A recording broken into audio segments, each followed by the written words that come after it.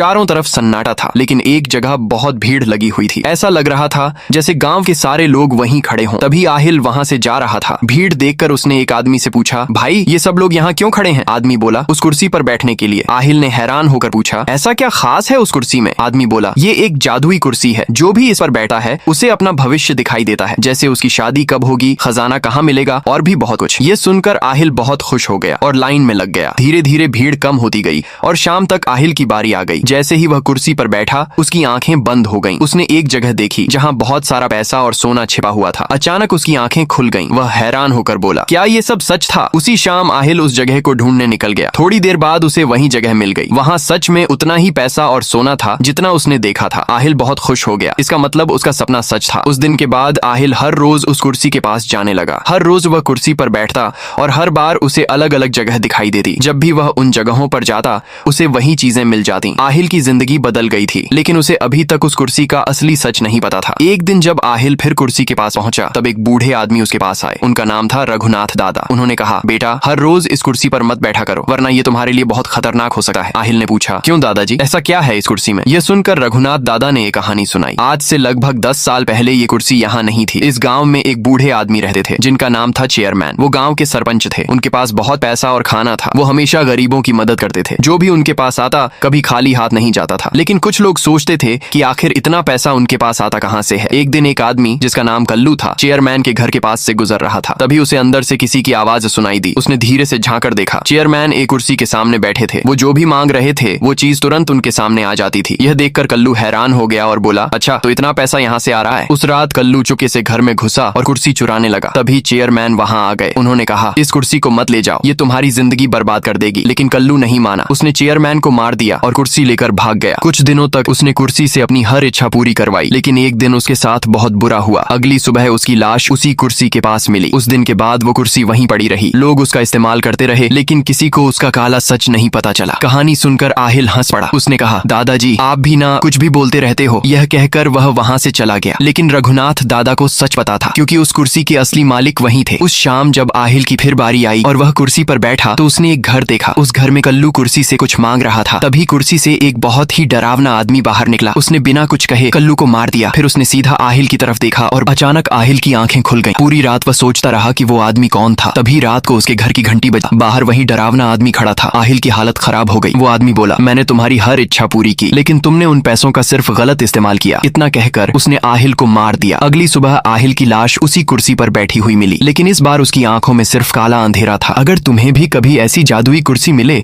तो उस पर कभी मत बैठना।